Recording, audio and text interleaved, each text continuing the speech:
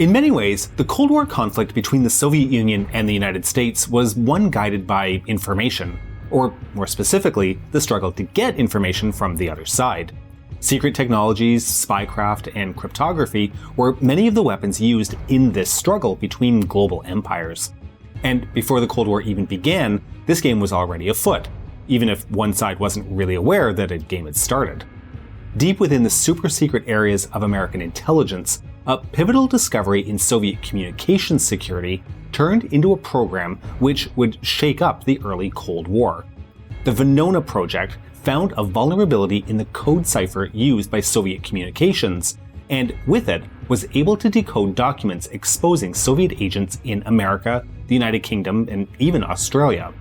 The discoveries would impact many famous spies of the early Cold War, like the Cambridge Five and the Rosenbergs. So what was Venona? I'm your host David, and today we are going to look at what this cryptography project unearthed about Soviet intelligence. This is the Cold War.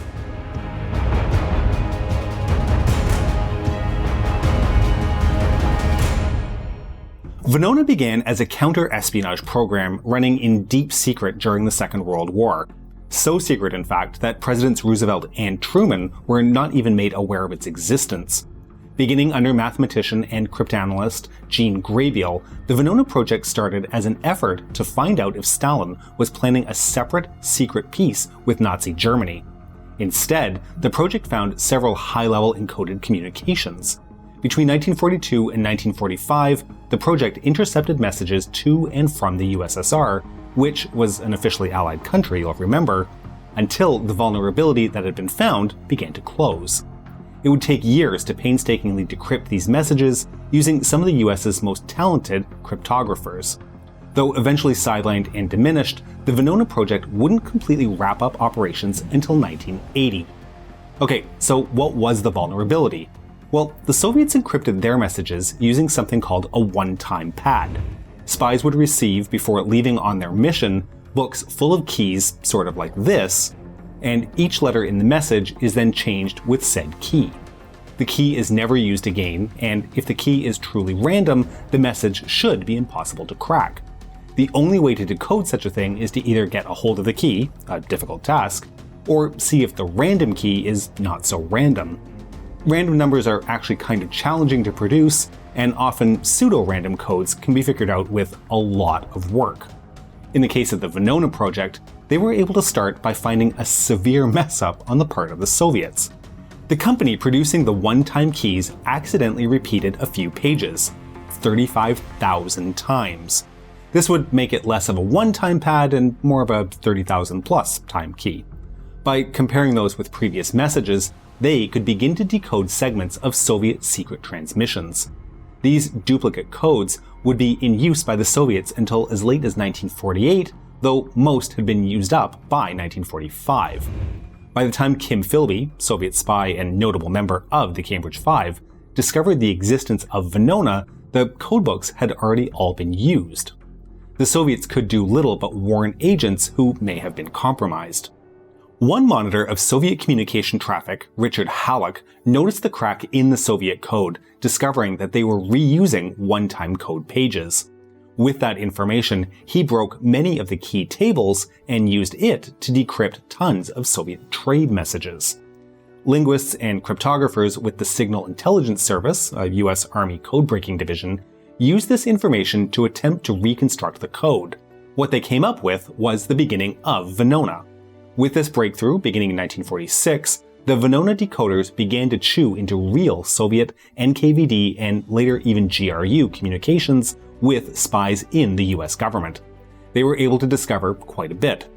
Richard Halleck, incidentally, had earned a PhD in the 1930s as an archaeologist specializing in Assyria and Elam, and would go on to be a key translator of the Persepolis Fortification Archive in the 1960s. For any of you interested in the Achaemenid Empire, this was a pretty big deal. But anyways, the Venona Project uncovered a glimpse into the world of Soviet espionage. This was where the US discovered spies at Los Alamos, the location of the Manhattan Project, and the development of the first nuclear weapons. As well, they found the presence of spies in the Treasury, Wartime Intelligence Service, State Department, and even the Office of the President. They were not particularly good at finding out who those spies actually were, however, as people named in the documents all had codenames. Many were uncovered through investigations over time, but some were never discovered. They likely retired, having had full careers as spies, which makes them pretty good spies, but terrible patriots. Either way, the project did uncover several high-profile cases of Soviet espionage. One prominent case that came from Venona-generated information was that of Julius and Ethel Rosenberg. We've talked about the spying power couple in a previous video on the Cold War. The data decoded from Venona pointed the finger that Julius Rosenberg was indeed a spy for the Soviets, and that Ethel at least knew about what was happening.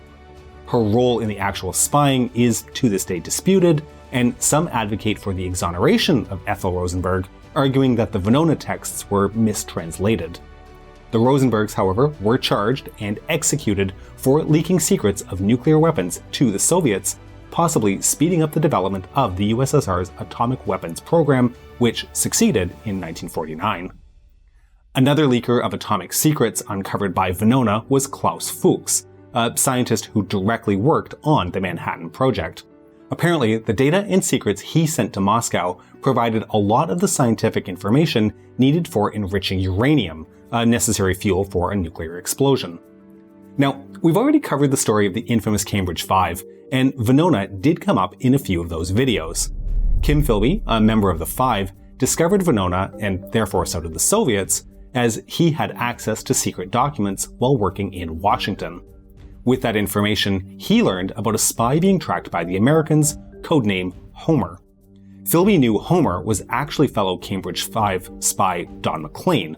No, not the musician.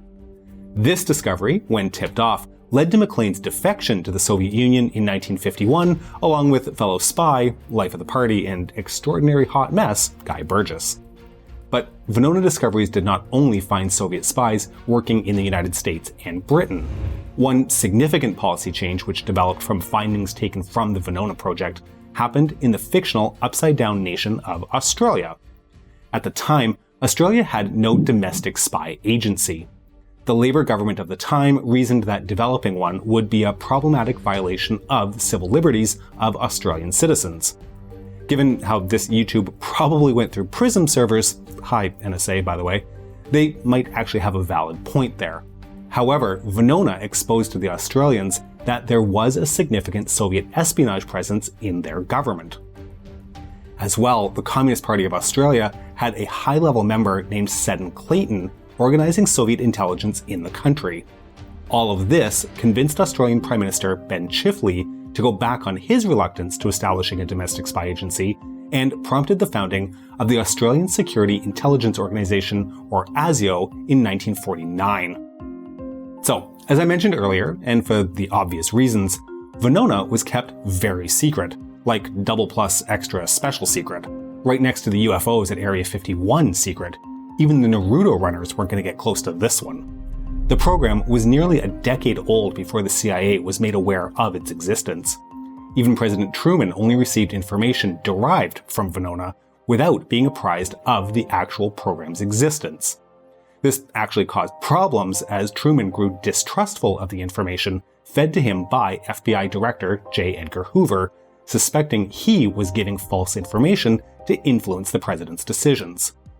Information from Venona only started to creep into the public after its shutdown in 1980. A few memoirs of intelligence officials referenced the program, but not by name.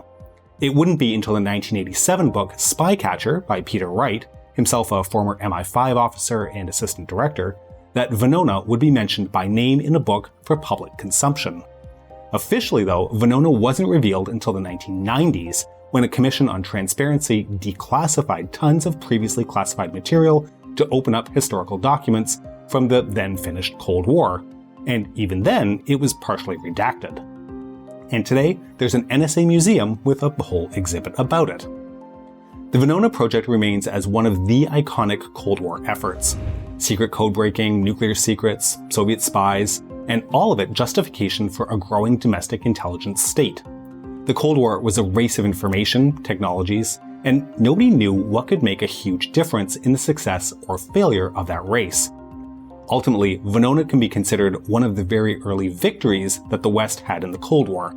Of course, that victory only served to show how involved and entrenched the Soviet Union and its influences had become in Western society, and led to a deep and virulent anti-leftist movement that continues to have impacts to this day.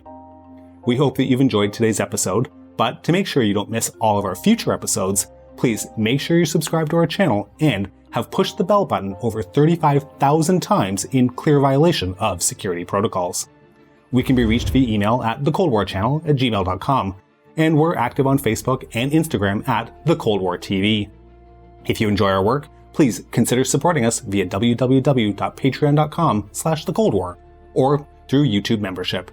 And don't forget, the trouble with the Cold War is that it doesn't take too long before it gets heated.